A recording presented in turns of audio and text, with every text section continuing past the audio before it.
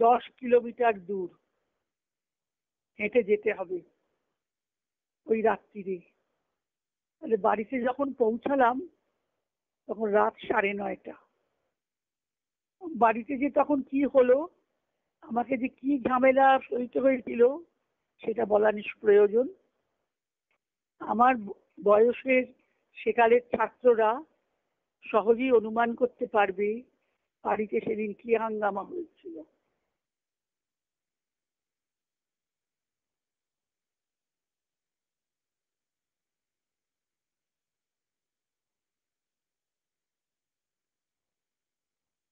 বাড়িতে এই ঝামেলা সহ্য করেও, বকাবকি বকুনি মার সহ্য করেও শ্রীঅরবিন্দকে শুধু দেখবার জন্যে স্কুল ফেরত শ্রীঅরবিন্দের বাড়িতে চলে যেত পন্ডিচেরিতে। পন্ডিচেরি স্কুলে কালভে স্কুলে পড়তেন, সেখান থেকে ছুটি হলেই আর বৃহস্পতিবার আর রবিবার দুদিন স্কুল ছুটি থাকতো, সেইখানে দুদিন পড়াশুনো করবো বলে বাড়ি থেকে চলে আসতেন। বাড়ির লোকেরা, অভিভাবকরা ভাবতো পন্ডিচেরিতে স্কুলের পড়াশুনো করছে সবটা সময়, সবটা সময় মোটেই পড়াশুনো করতেন না। শ্রীঅরবিন্দের বাড়িতে দেখার জন্য, তাকে দেখার জন্য চলে আসতেন। সকাল 10টা থেকে চলে আসতো, সেই ছেলে বসে থাকতো, তখন তার একটু দর্শন পাবে। এরপরে মা এসেছেন 14 সালের 29শে মার্চ। আমরা শুধু একটু মা শ্রীঅরবিন্দ সম্পর্কে কি বলেছেন সেটা বলি। আর 1914 সালের 15ই আগস্ট কিভাবে পালন করা হলো সেটা একটু বলি, দুটো তফাৎটা বুঝতে পারবো মা আসার জন্যে।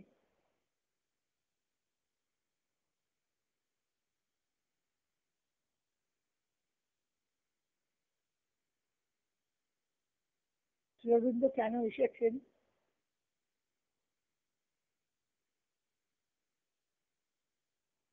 মা বলছেন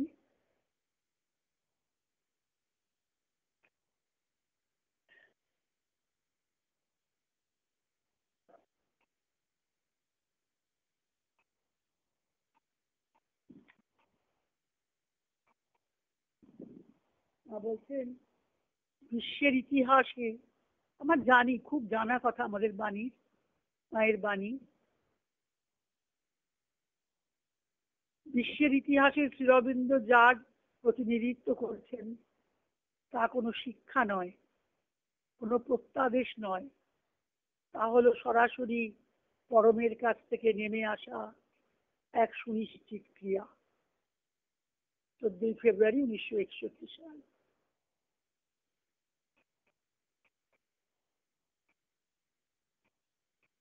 শ্রীঅরবিন্দ পৃথিবীতে এসেছেন পুরাতন ধর্মবিশ্বাস ও শিক্ষার সঙ্গে প্রতিযোগিতা করে অন্য কোনো ধর্ম ও আদর্শ প্রচারের জন্য নয়, এসেছেন অতীতকে অতিক্রম করে এক সম্ভাবনাময় সুনিশ্চিত ভবিষ্যতের বাস্তব পথ খুলে দিতে।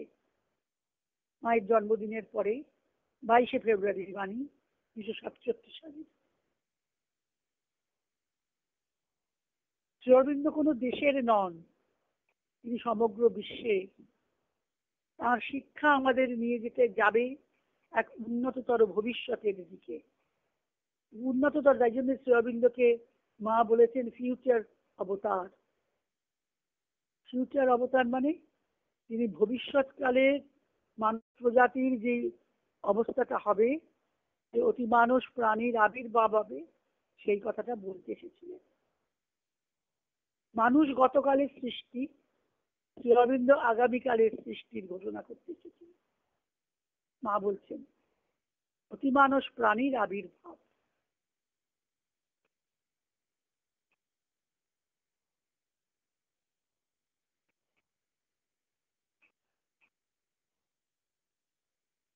ভারতীয় যোগ সাধনার ইতিহাসে এইটি অভিনব। পার্থিব জীবনের সমগ্র সত্তার দিব্য রূপান্তরের সাধনা এর আগে কোনো ঋষি, যোগী, সাধক করেননি। এই পুরনো যুগেই নতুন করে রূপান্তরের কথা বলা হলো। যার জন্য আমার গুরুদেব শ্রী অরবিন্দ যোগপথ অবলম্বন করলেন। পুরাতন যোগী হঠযোগের পথ থেকে সরে আসলেন।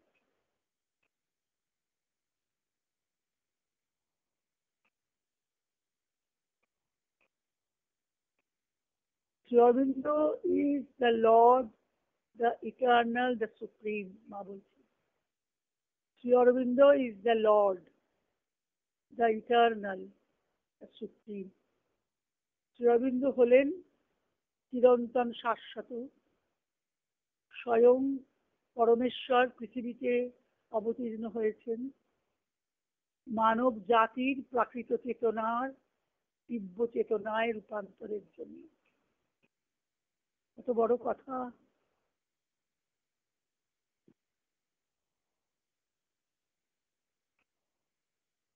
শ্রী অরবিন্দ হলেন চিরন্তন স্বয়ং পরমেশ্বর, লর্ড বলেছেন, পৃথিবীতে অবতীর্ণ হয়েছেন মানব জাতির প্রাকৃত চেতনার দিব্য চেতনার রূপান্তরের জন্য। তাই জন্য শ্রী অরবিন্দ যোগের লক্ষ্যটা কোনো মোক্ষ নয়, মুক্তি নয়।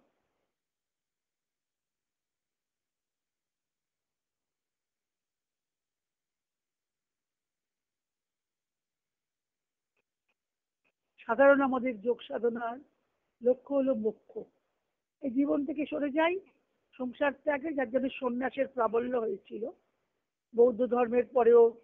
তারপরে যখন শঙ্করাচার্য এলেন, তারপরেও সংসারটা অসার, মিথ্যা, সংসার ত্যাগ করো, সন্ন্যাস নাও, আর সবসময় ব্রহ্মলীন হয়ে যাও।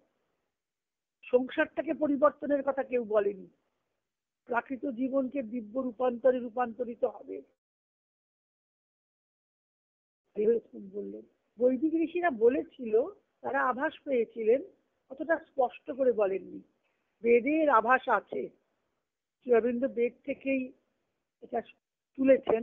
বলছেন না যে বেদে বলে যে উপরে একটি সমুদ্র আছে, নিচে একটি সমুদ্র আছে। এটা রূপকে বলছেন, ঋগ্বেদের ভূমিকাতে বলেছেন, বাংলা, নিজে বাংলায় লিখেছেন। বেদে বলে এই যে প্রকাশ্য জগতে উপরে আর নিচে দুই সমুদ্র আছে।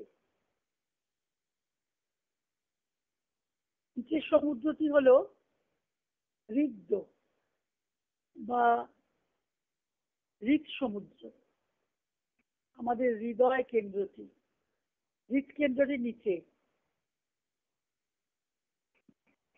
ইংরেজিতে যাকে সাবকনসিয়াস বলা হয়, সেটাতে হৃদ সমুদ্র।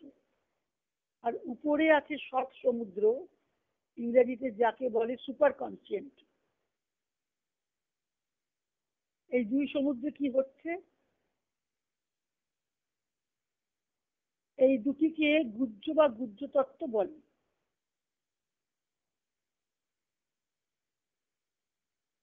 মানে এই যে সমুদ্রে তো তরঙ্গ আছে, নিচের থেকে তরঙ্গ উঠছে, ওপর থেকেও তরঙ্গ নামছে।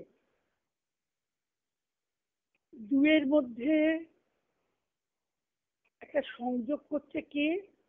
বেদ বলছে যে ব্রহ্মণস্পতি অপ্রকৃত থেকে অপ্রকৃত, যেটা প্রকাশ হয়নি, যেটা অব্যক্ত, অপ্রকৃত হতে বাক দ্বারা ব্যক্তকে প্রকাশ করেন।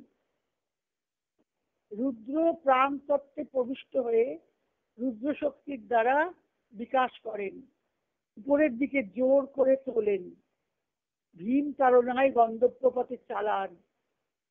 বিষ্ণু ব্যাপক শক্তি দ্বারা ধারণ করে এই নিত্য গতির সৎ সমুদ্র বা জীবনের সপ্ত নদীর গন্তব্যস্থল অবকাশ দেন।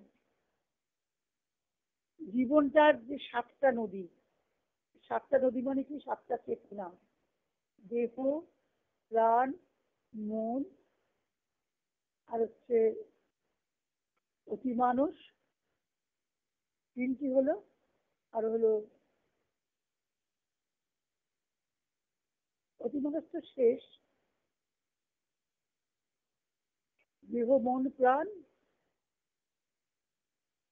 অধিমানুষ, অতিমানুষ, এই 6, আর হলো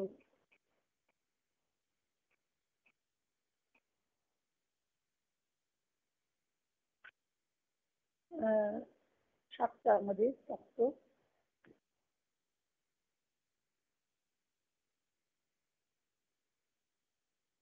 সপ্ত নদী,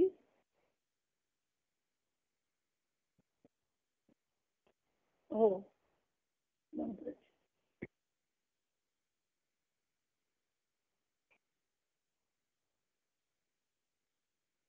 অতি মানুষ হলো, দেহ মন প্রাণ হলো, আর হলো সচ্চিদানন্দ।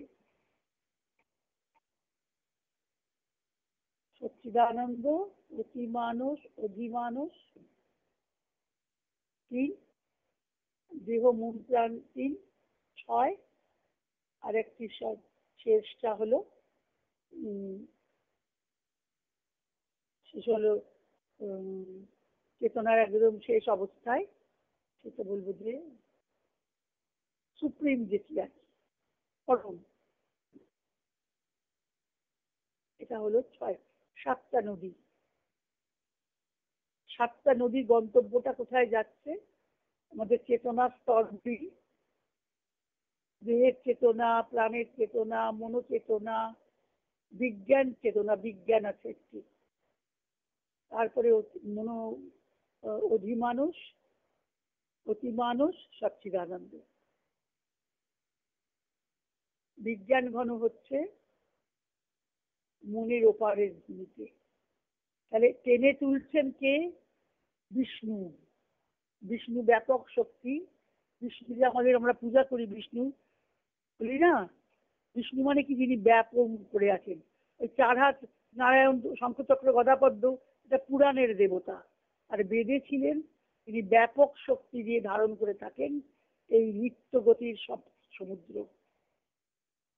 সৎ সমুদ্র আছে ওপরে, আর জীবনের সপ্ত নদীর গন্তব্যস্থল এই আমার চেতনা, সেইখানে গিয়ে পৌঁছাবে। তদ্বিষ্ণু পরমং পদম আমরা মন্ত্রে বলি, কিন্তু মানে বুঝি না তো। সদা পশ্যন্তি সুরায় চক্ষুরা, তিনি আতত হয়ে আছেন, সুপার কনসিয়েন্ট। উপরে সৎ সমুদ্র, নিচে সাবকনসিয়েন্ট, সেখানে বলে যাকে হৃদ সমুদ্র। সেই হৃদ সমুদ্রের তরঙ্গকে স্থির করে হৃদ সমুদ্রকে উপরে তুলতে হবে সৎ সমুদ্রে। এইটা হলো গন্তব্যস্থল। সূর্য হলো সত্যজ্যোতির দেবতা, সবিতা, আমাদের গায়ত্রী মন্ত্রের সবিতার মন্ত্র।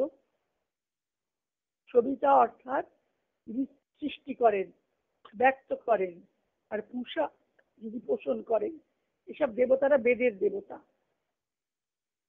আর সূর্য কি করেন আমাদের? সূর্য যখন ওঠে, অজ্ঞানের রাত্রি, অনৃতের রাত্রি থেকে সত্যের জ্ঞানের আলোক জন্মিয়ে দেয়। সূর্য আমাদের, ওই জন্য আমরা সূর্য অর্ঘ্য দিই, সূর্যা পুজো করি, সূর্য নমস্কার করি। কেন? এটা আকাশের সূর্যটা না, সূর্যের যে শক্তি, সূর্যের যে অজ্ঞানের মিথ্যার রাত্রি শেষে উষা, সাবিত্রীতে আছে, সাবিত্রী মন্ত্রেতেও আছে যে রাত্রি শেষে উষা আসছে। উষা কি? আলো, চাপা চাপা আলো সূর্য ওঠার আগে। আর অগ্নি কি? অগ্নি হলো চিৎ শক্তির তপক, যা জগৎকে তৈরি করেছে। জগতের সর্ববস্তুর ভেতরেও আছে তিনি। অগ্নি হলো দুষ্টান দেবতা। পৃথিবীতে আমাদের আগুন ছাড়া কোনো কাজ হয়নি, মানুষের সভ্যতা শুরু হয়েছে আগুন থেকে। আর প্রাণ তত্ত্বে, ভূতত্ত্বে তিনি আগুন, অগ্নি দেবতা। আর প্রাণের মধ্যে তিনি কি? কামনা ও ভোগ প্রেরণা, বৈশ্বানর তিনি বলেছেন না, আগুনের নাম হল বৈশ্বানর। যা পান তাই ভক্ষণ করেন, সর্বভূক অগ্নিকে বলে। আর মনের মধ্যে, মনস্তত্ত্বে যে আমাদের যে চিন্তাময় প্রেরণা, ইচ্ছা শক্তি, এগুলোর উপরে অগ্নি আছেন, অগ্নি জ্বলেন ভেতরে আমাদের। আর মনের অতীত তত্ত্বে জ্ঞানময় ক্রিয়া শক্তির অধীশ্বর। এইভাবে বেদে আমাদের ব্যাখ্যা করা হয়েছে। তাই বেদের যে প্রকাশ্য জগতের উপরে নিম্ন জগৎ আছে, একটা উপরে সমুদ্র আছে। এটা বড় সুন্দর ভাবনাটি। আমাদের হৃদয়ের মধ্যে একটা সমুদ্র, সেটা আমাদের নিচের দিকে টানে, আর তরঙ্গ আছে, ঢেউ আছে, আর উপর থেকে একটা সমুদ্র, তারও টান আছে, সে জোর করে আমাদের টেনে ওপরে তুলতে চায়। এখন আমরা কি করব সেটা আমাদের উপর নির্ভর করছে, আমরা নিচে নামবো না উপরে উঠবো। ভগবান আমাদের স্বাধীনতা দিয়ে রেখেছে। শ্রী অরবিন্দ এসেছিলেন এই ভবিষ্যতের মানব জাতির কথা, এই রূপান্তরিত কথা বলতে তিনি এসেছিলেন অতি মানস রূপান্তরে ঘোষক হয়ে। মা বলছেন,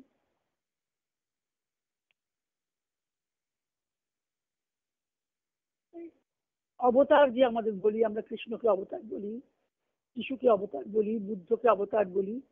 অবতার মানেটা কি? শ্রী অরবিন্দের কথা একটু শুনি। অবতার মানে অপপূর্বক ধাতু, মানে নিচে নাম। ইংলিশে অবতার মানে কি বলছেন? ডিসেন্ট। শ্রী অরবিন্দের কথায় আমরা বলি, গীতাতে আছে, তাই গীতাতে, দ্য ওয়ার্ড অবতার মিনস আ ডিসেন্ট। অবতার শব্দের অর্থ হলো অবতরণ। It is a coming down. এটা নামে হল ভগবান নিচে নেমে আসেন। কোথা থেকে আসেন? Coming down of the divine below the line which the divides human from divides the divine from the human world or status. অবতরণ মানে তো নিচে নেমে আসা, কিন্তু কত দূর অব্দি তিনি নামেন, সেই রেখার নিচে নেমে আসেন, যে রেখা ভগবানকে মানবীয় স্তর থেকে পৃথক করে। ভগবানের এই নেমে আসাটাই অবতার। ভগবানের এই যে নেমে আসেন নিচে, মানুষ হয়ে যখন তিনি আসেন নরাকারে, আগে আগে অনেক অবতার হয়েছে, যে মৎস্য, কুর্ম, বরাহ, বামন, নরসিংহ, পরশুরাম, রাম, অনেক অবতার হয়েছে। যে যখন যে যুগের প্রয়োজন সেভাবে তিনি তখন এসেছেন। কখনো অসুর দলনের জন্যে, অসুর বধের জন্যে, তাদেরকে নির্জিত করার জন্যে তিনি এসেছেন। সেই মহাশক্তিকে তিনি অবতার হয়ে নেমেছেন।